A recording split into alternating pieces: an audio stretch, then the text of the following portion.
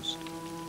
The Armada was in the Channel, planning to escort the Army of Flanders to England. Their orders were to anchor just offshore in the Downs and set ashore 30,000 men.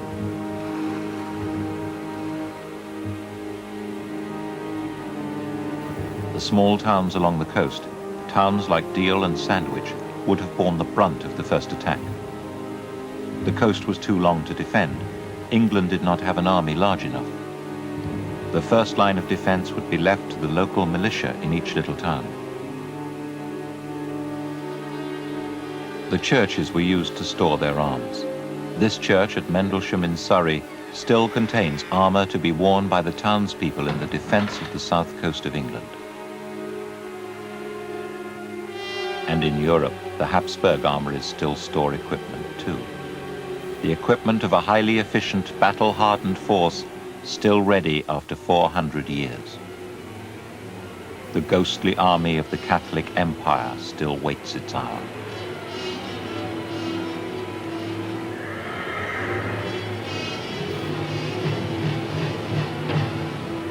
The invasion force was waiting in Flanders. The Armada was not to attack England alone. Its task was to escort the army and make the crossing safe. For a week, while the Catholic army waited, the Armada sailed along the English coast slowly and in fixed formation.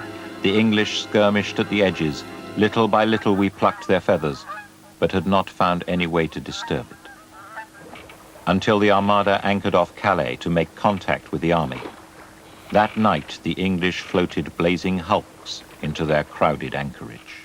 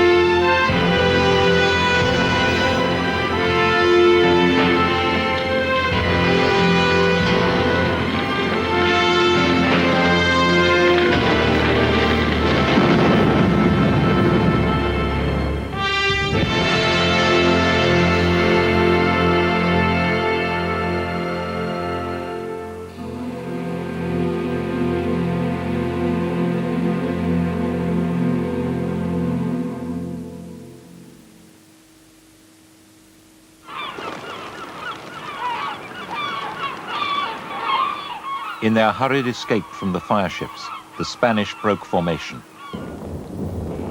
They were expecting hellburners, the deadly floating bombs which the engineer Jambelli had constructed to defend Antwerp. They knew he was in England.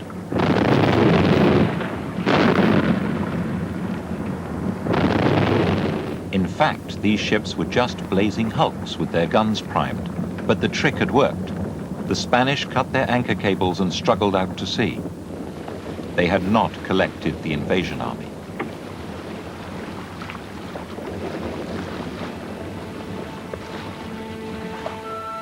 By dawn, the Armada was scattered along the coast between Calais and Dunkirk. Its impregnable formation was broken. Now the English would have to battle it out ship to ship along the sandbanks off Gravelines. If they failed now, the next line of defense was in England.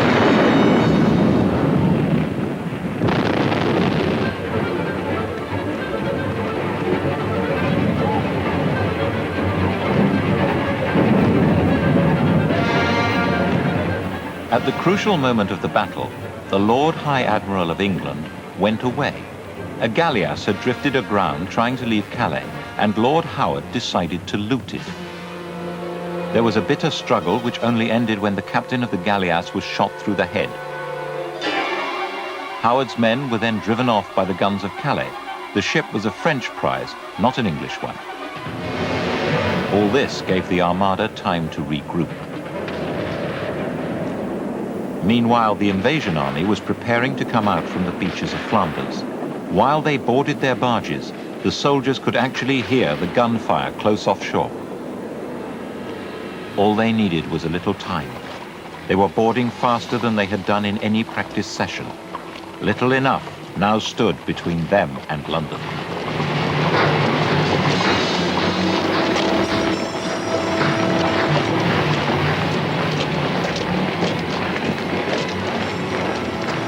Jambeli was working feverishly to build a blockade, a bridge of boats across the Thames at Tilbury, a flimsy barrier against an overwhelming force.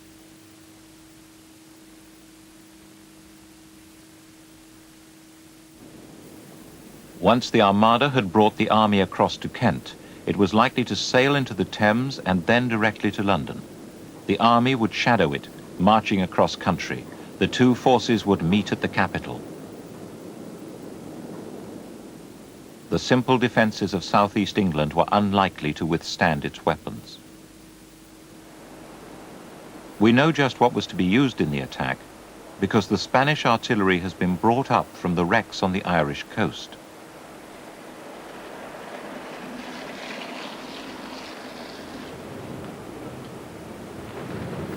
This is one of the guns which was to be used to batter down the gates of London and bring England back under the control of its former king. This is one of the most powerful weapons in Philip II's armoury. It's a great siege cannon, part of the train of such guns set up by Philip in the Low Countries in the early years of his reign. It carries not only his own arms, but those of England, because in 1556, when this gun was cast, Philip was married to Mary Tudor. By an extraordinary chance, we know all about this gun. Its weight mark acts as a fingerprint to trace its history through the Spanish archives. This is one of the drawings prepared for the Spanish Armada. It shows that this gun was part of the most powerful artillery train in Europe. There was hardly a wall in England that could withstand it. Here in the National Maritime Museum's Armada exhibition, where I'm surrounded by the bric-a-brac of an English parish armoury, you can see just what sort of army the English wanted. They wanted a free citizen force, rooted in its parishes, animated by the desire to defend its own homes. And what they got in consequence, as you might imagine, was a shambles. The English had 40,000 men under arms, but hardly any of them had any training. Their equipment varied wildly, and there was a great reluctance on everyone's part to pay them. The English didn't know what they were doing anyway. They were in ignorance about Spanish plans. On the whole, the consensus in the English High Command, if I can call it that, was that the Spaniards would attempt to land in Essex. The second most widely canvassed possibility was that they would attempt to seize the Isle of Wight. In fact, they intended to do neither, and as a result, 26,000 English militia were spread along the south coast where they were useless, and most of the professional army was concentrated in Essex, where it would have been unable to confront the Spanish invasion had one taken place. Their only chance of getting from Tilbury to the invasion beaches was over that famous bridge of boats. Unfortunately, Jambeli was still building it when the Armada arrived, and then it collapsed under its own weight. There was no place for Elizabeth in Philip's plans for the future of England. And with her land forces apparently so weak, her survival depended on the fleet driving the Armada away.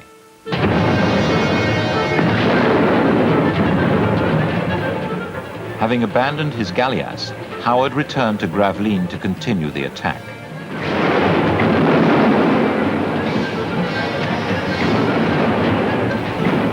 Now the English ships were fighting much closer to the Spanish than they ever had before.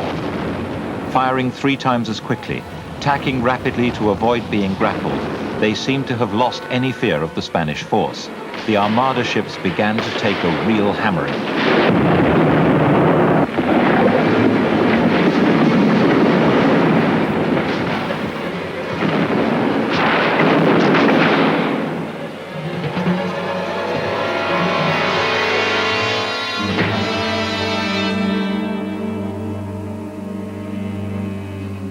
English gunnery and the wind were pressing the Armada towards the treacherous shoals of the Flemish banks. The hulls of the Spanish ships, laden as they were with men and munitions, drew as much as 25 feet. And this was the lowest tide of the year, as it is now.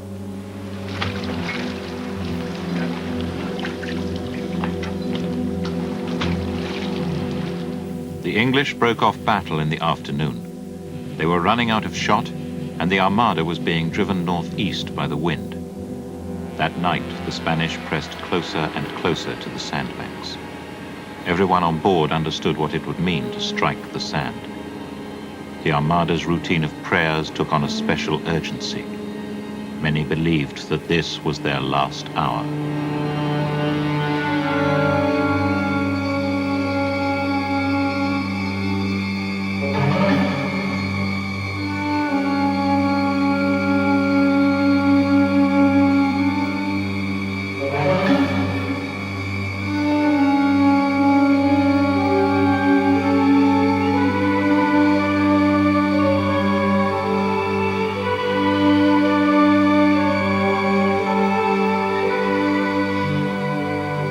And then, suddenly, the wind veered.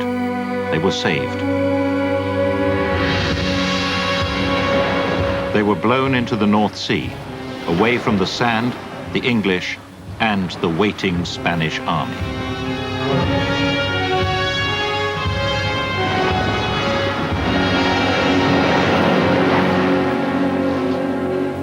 This was the first time in history that a really large-scale naval action had taken place using gunfire alone. And at Gravelines, that gunfire was at extremely close range. So what damage did each side mete out on the other? Only one ship, a Spaniard, was actually sunk, but many others were badly damaged, and casualties on all of them were high. Some Spanish ships, indeed, damaged themselves with the recoil of their own artillery because their hulls were simply not designed for this kind of thing. From the English side, the story is very different. We have here the carpenter's accounts of the Queen's galleons which were brought in for repair after the fighting.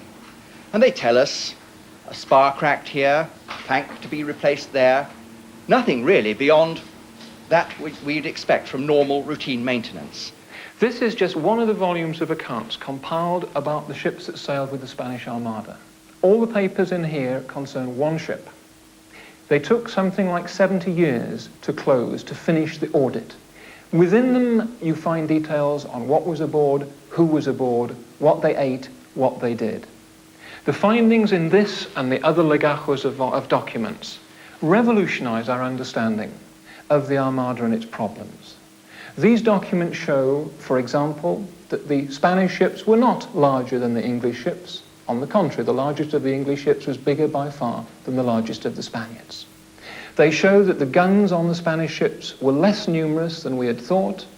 And above all, and this perhaps is the most interesting detail right down at the bottom, they show that those guns did not fire as often as we had thought. It's all itemized. The days on which the guns fire, the number of times they're fired, the size of the shot, the amount of the powder. Everything is detailed here. And what it shows is that the guns hardly fire at all. It used to be thought that the Armada had run out of shot, but 5 of the wrecks have now been discovered.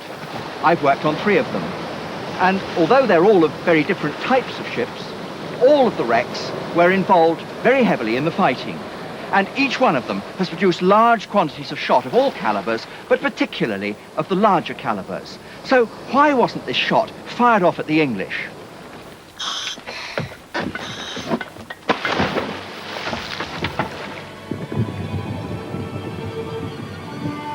The answer may lie on the wrecks, along with those unused cannonballs. And while we were shooting this film, one possible clue turned up on the seabed in the scattered remains of the Trinidad Valancero. What we've got here looks like a gun carriage. It's the first gun carriage that I've ever seen on an Armada wreck. 2 big cheek pieces joined together with transoms, and one of the axle stubs, very wide, far too wide for a small, solid truck carriage. This looks much more like a stump for a land carriage, a big spoked wheel. But I don't think this is wide enough, certainly isn't, to hold one of the big siege guns. And as far as we know, they're the only carriages on board the ship that were designed specially for land use. But this one looks very like a land carriage. It's immensely long. Here's another transom coming down. The ends are splaying apart towards the trail. We're coming, oh yes, we're coming up to the trail now. What a length. Good 4 meters. Coming up to the trail transom. This is the key bit, because if it's a land carriage, it ought to have a hole. But there isn't a hole.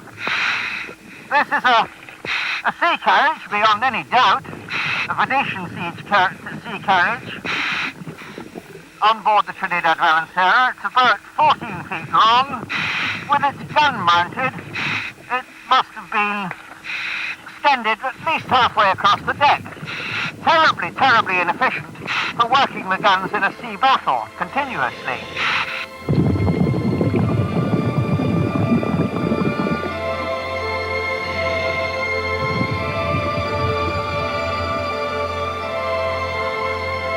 The documents in Simancas show that on average Spanish guns were only fired 2 or 3 times a day. Was this the problem? Were the Spanish guns so inefficiently mounted that they could not be worked continuously? We did not lift the carriage. It's safer where it is. But Colin Martin carefully measured it and drew it out so that we could build a replica and see if his theory is right.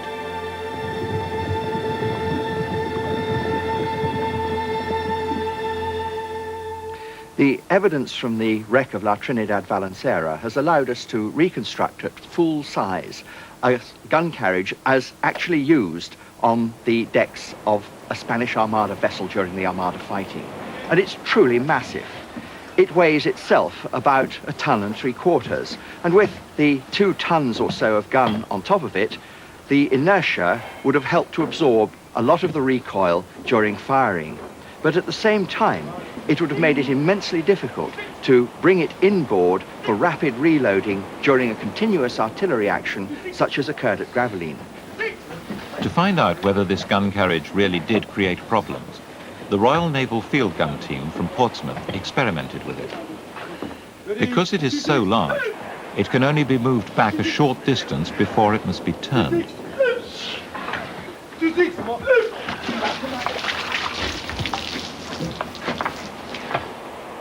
We know from documentary sources that it was normal to reload these guns after turning them. That was the only way the long rammer could be kept inboard.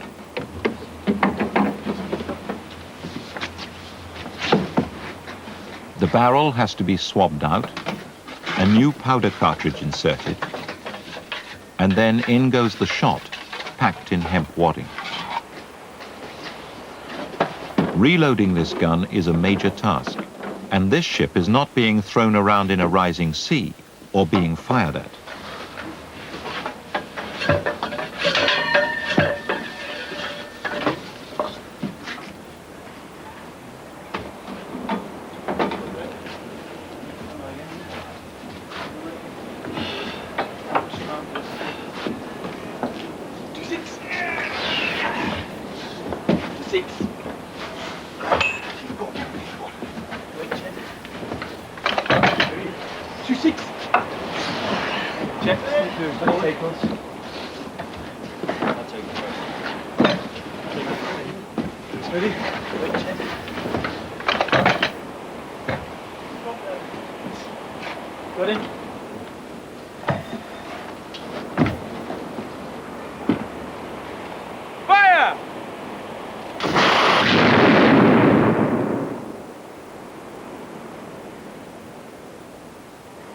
Just for comparison, we tried the same exercise with an English sea carriage.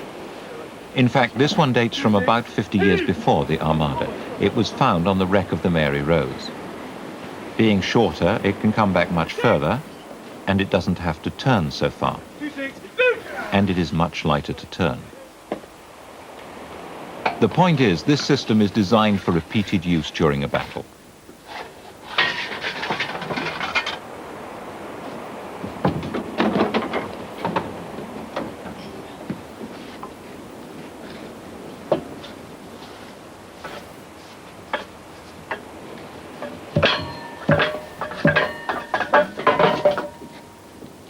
The difference may not be crucial, though.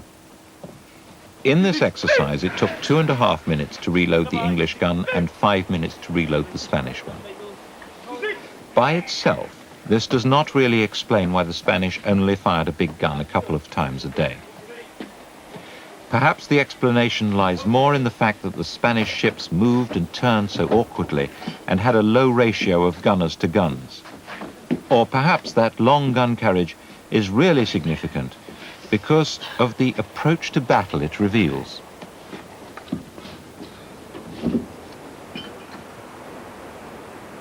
Fire!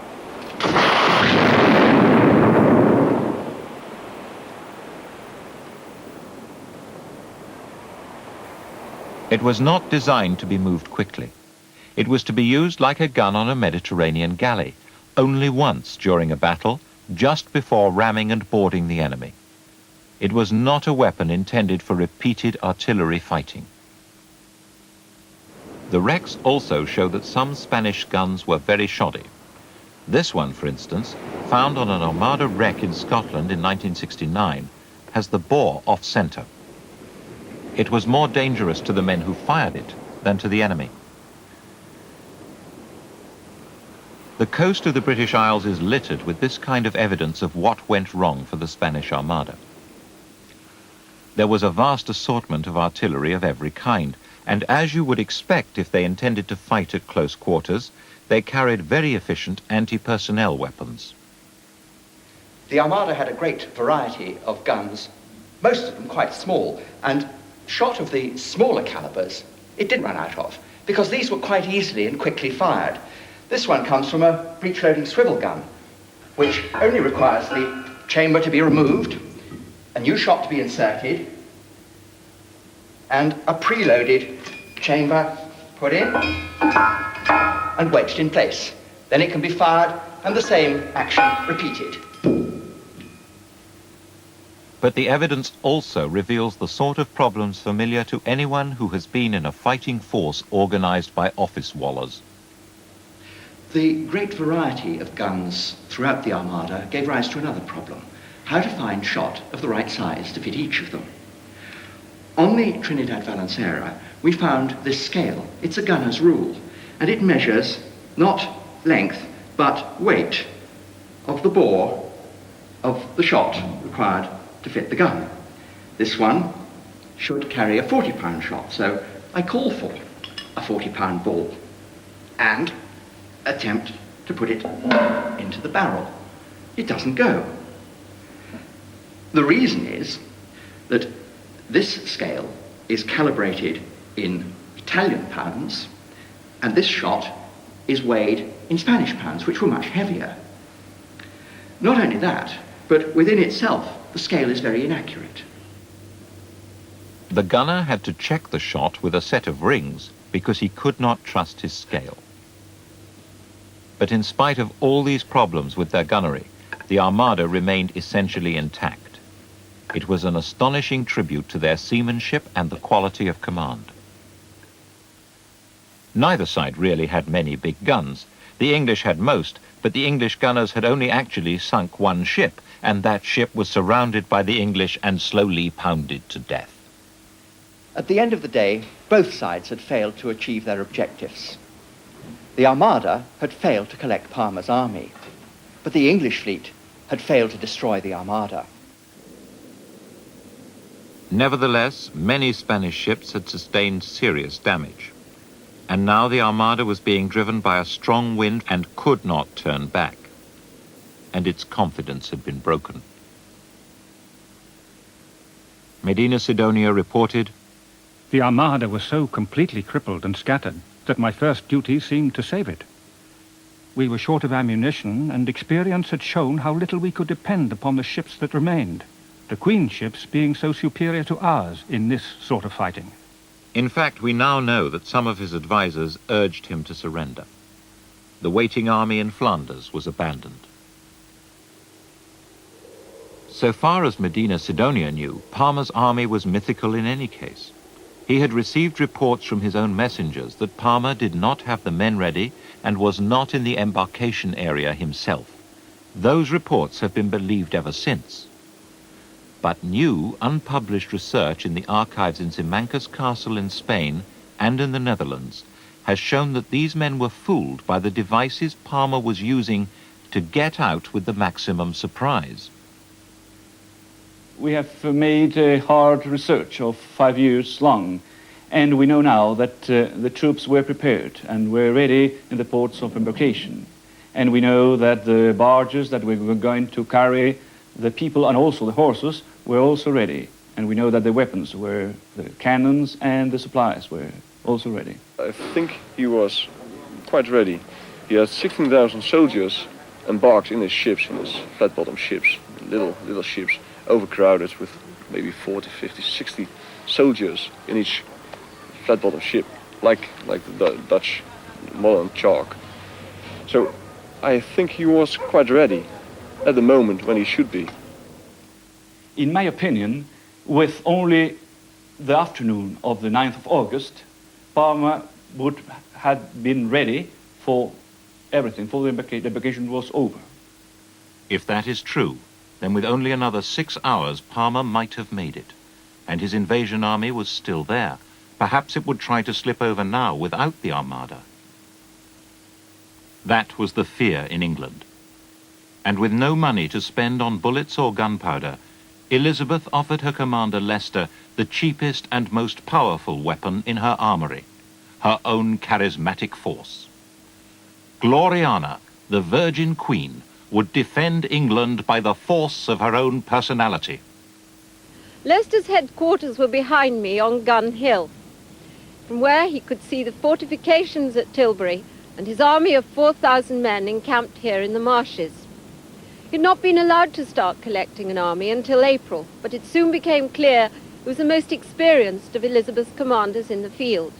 She had greatly alarmed the council by announcing she would ride to the confines of her realm at the head of her own army. Leicester had had 30 years' experience of handling Elizabeth.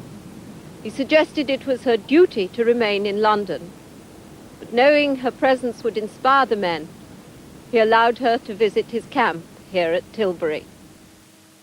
She set out for Tilbury 10 days after the Battle of Gravelines. By the time she arrived, the Armada had been blown as far north as Scotland.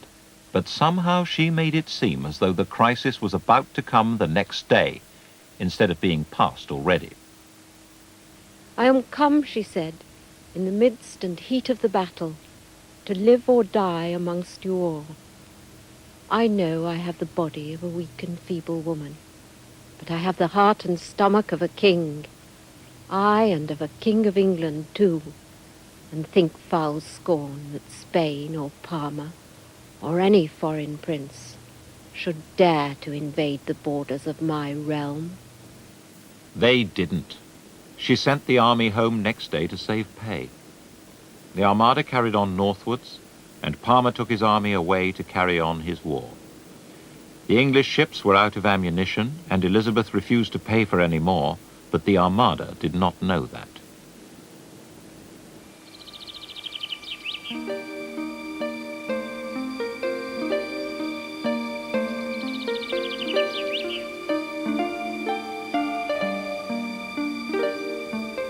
Elizabeth was hunting in Epping Forest when she finally heard that the danger was past. And it is said that she rode straight to her hunting lodge and up the stairs on horseback.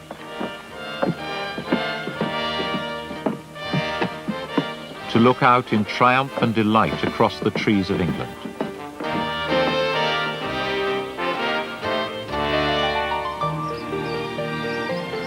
Her England.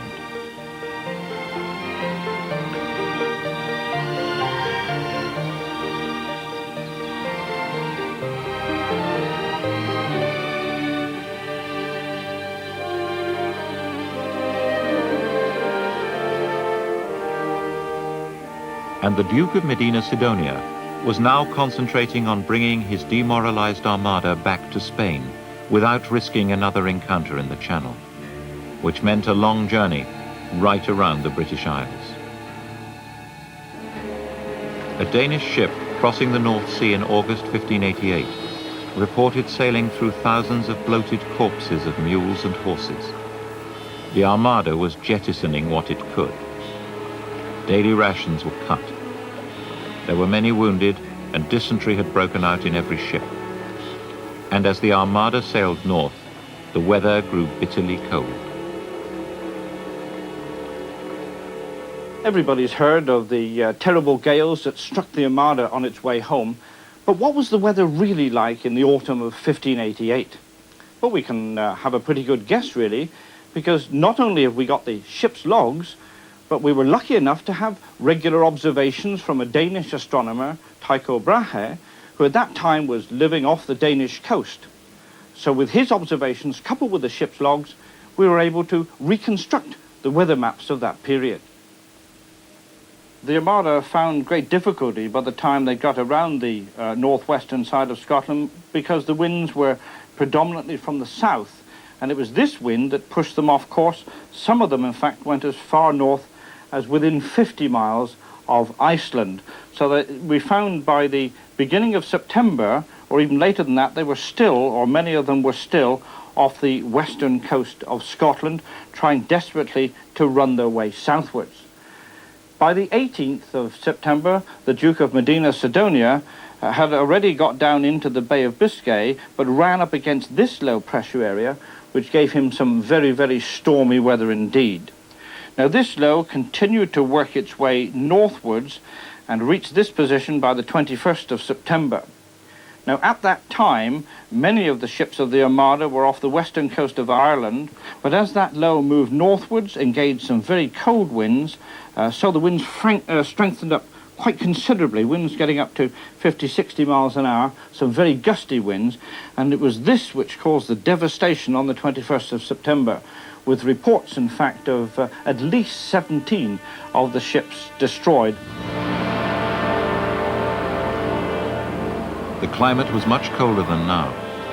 Many of the ships were Mediterranean cargo vessels. They were never designed to stand up to the Atlantic. Now the enemy was the Atlantic weather, and many of the Spanish ships were driven towards the Irish coast. One of them was the Rata Encoronada of Don Alonso de Leiva, Knight of Santiago, with whom had sailed the cream of Spain's nobility. They were wrecked in Blacksod Bay, County Mayo. They got ashore and marched overland to find another Spanish ship, the Duquesa Santa Ana, which had put in for provisions. Together, the two ships' companies sailed aboard the Duquesa, heading again for Spain. But again, they were wrecked and came ashore, though this time Don Alonso was badly injured. They reached Killybegs, and there they found the galleass Girona, damaged and under repair. For 2 weeks, they worked on her until they got her into a condition in which they thought they could risk the short voyage to Scotland. Off the Antrim coast, near the Giant's Causeway, the jury rudder broke and the galleass was driven ashore and smashed to pieces. Practically all of the 1,000 or so people on board perished, nobleman and galley slave alike.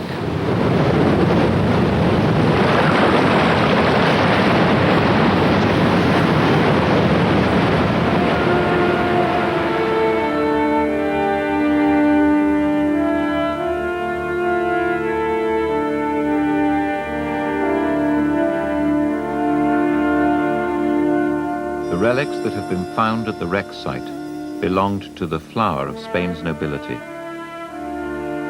This is the Knight's Cross of Santiago. It must have belonged to de Leiva himself. A pendant in the form of a salamander, solid gold and rubies.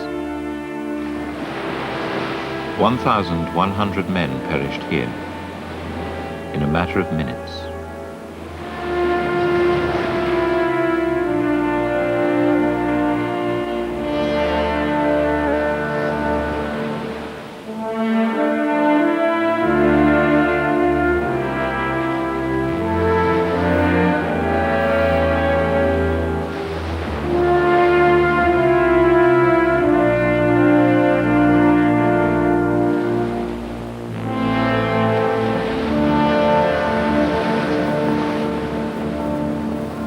Altogether, about 60 ships vanished on this terrible journey, and any sailors that did get ashore alive in Ireland were unlikely to survive for long. The great Venetian grain ship La Trinidad Valenciera, converted as an invasion transport, was sinking and made for the Irish coast. She grounded in Kinnigo Bay, and there her crew started to ferry themselves ashore, aided by local Irishmen. The locals were quite helpful towards the Spaniards, although they relieved them of many of their valuable possessions. The ship's commander, Don Alonso de Luzon, commander of the Regiment of Naples, gathered his soldiers together and attempted to march across Ireland, seeking Spanish ships on the west coast to take them home. But they were intercepted by the Queen's soldiers, and on being promised quarter, they surrendered. That quarter was denied. Most of the common soldiers and seamen were gunned down. The officers and noblemen saved for ransom.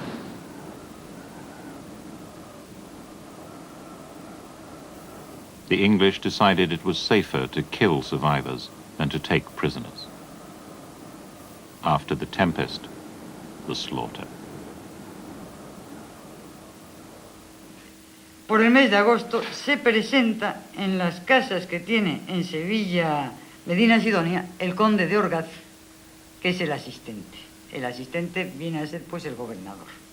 Y le ordena al administrador que tiene allí el duque que celebre la victoria de Inglaterra, la victoria que ha tenido su señor.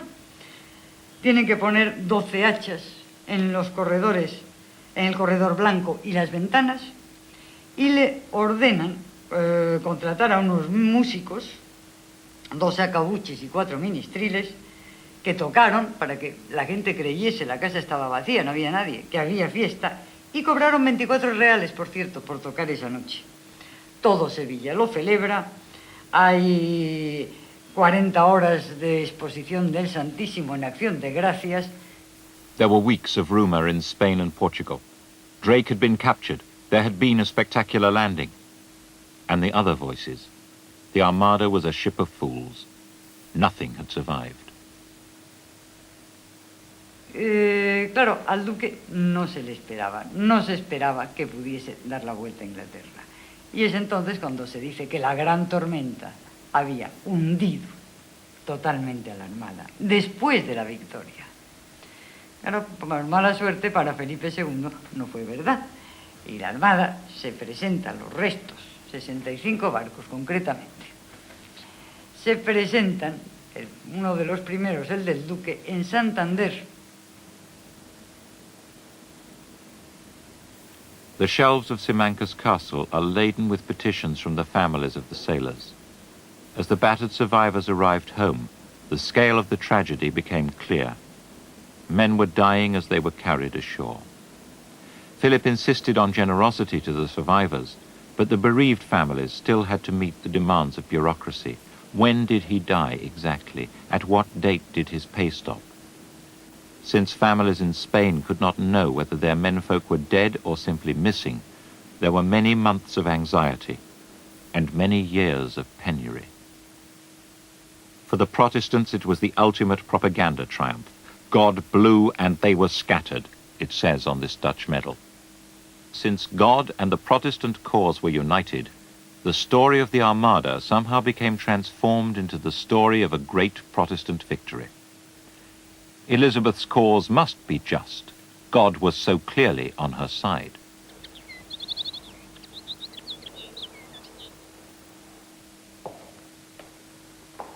At the moment of national triumph, there was a personal tragedy for Elizabeth.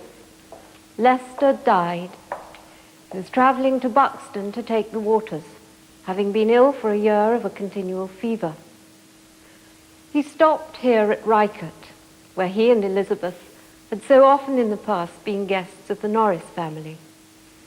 This pew was built specially for the Queen. He wrote to ask after her health, being the chiefest thing in the world I do pray for. When she heard of his death, she locked herself in her chamber for several days. Burleigh had to order the door broken down. After her own death, they found the note he had written from Rykert in her bedside cabinet. On it she had written, his last letter. She pulled herself together for the great victory service at St. Paul's in November, where she thanked God for that the weakest sex hath been so fortified by the strongest help, that neither my people need find lack at my weakness, nor foreigners triumph at my ruin.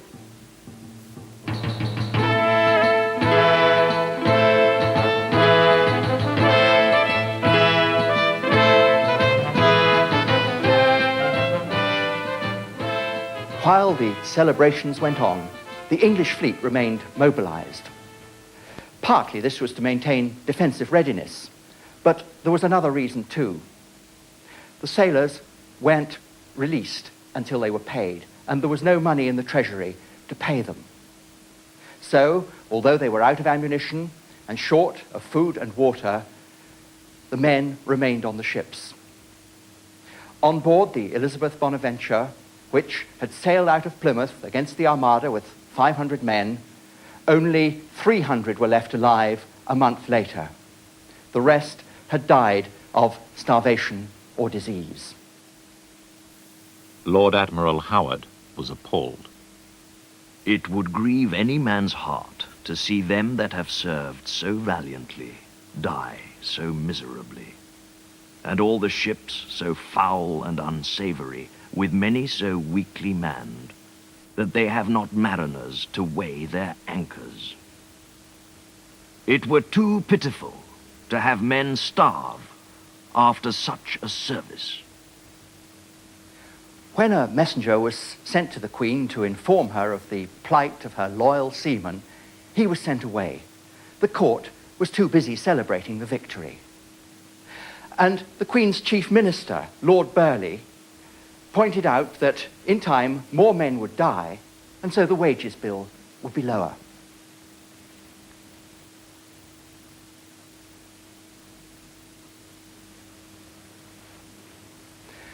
This famous chest, the Chatham chest, was set up in the 17th century to hold the Navy's hardship fund, a fund set up by Howard, Drake and Hawkins and the others because they were so distressed at the hardships their men were enduring. Even so, by Christmas 1588, almost half the sailors who had sailed against the Armada that summer were dead.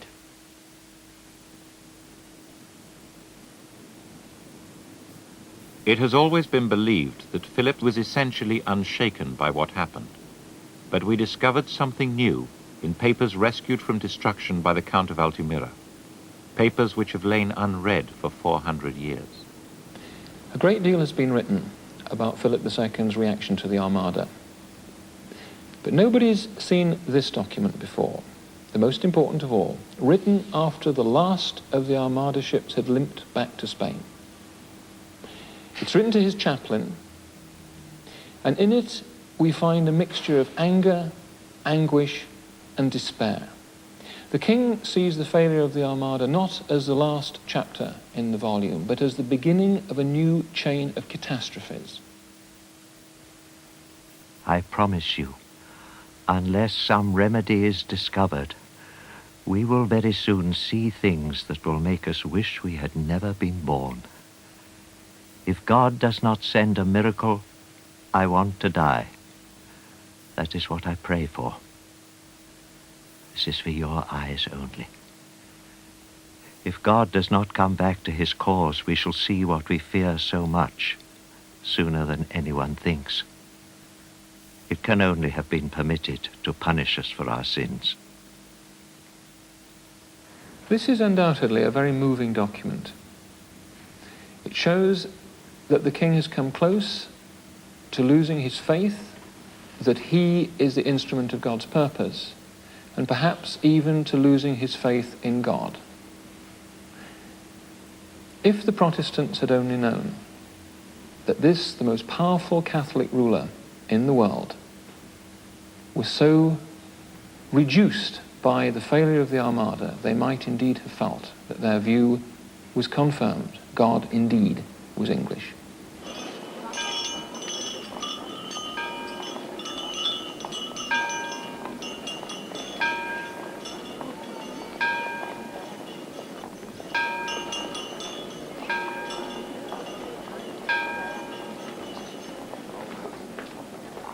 Philip's words echo the cry heard from the cross.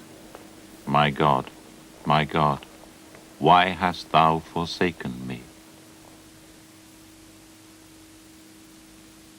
The Duke of Medina Sidonia, who had never believed in the enterprise, went back to his estates without visiting the king. On the way, people taunted him. The Duke of Parma, whose own plan had been rejected, was not at court to rebut the whispered charges that he had not prepared an invasion army, that he had let the Armada down. His military career began to fade away.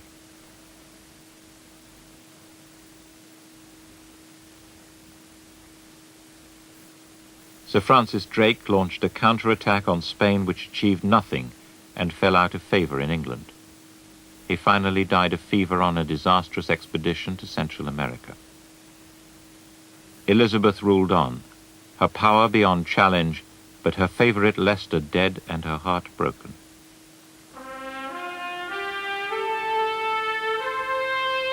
As a great world power, Spain went on. The archive of the Indies in Seville contains the accounts of Spain's treasure routes in the decades that followed the loss of the Armada. Decades when Spain as a world power grew stronger, not weaker.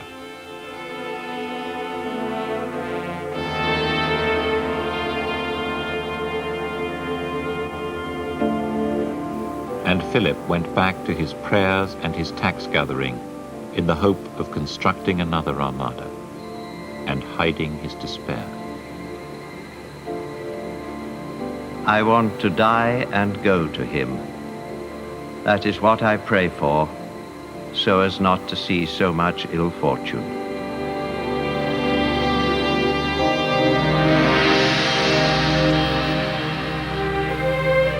"20,000 crusaders against England had been washed away, and a street cry in Lisbon carried the news.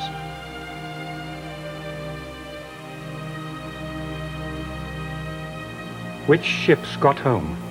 The ones the English missed. And where are the rest? The waves will tell you. What happened to them? It is said that they are lost. Do we know their names? They know them in London.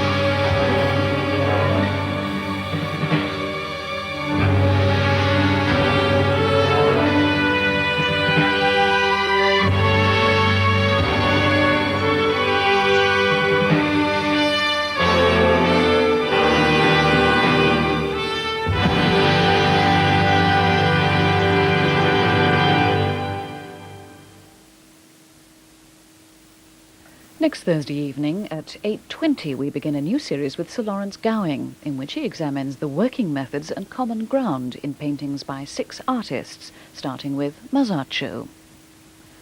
Over on BBC One now, the 9 o'clock news, followed at 9:30 by the last play in the David Mercer season, A Dinner of Herbs. It's set in Israel.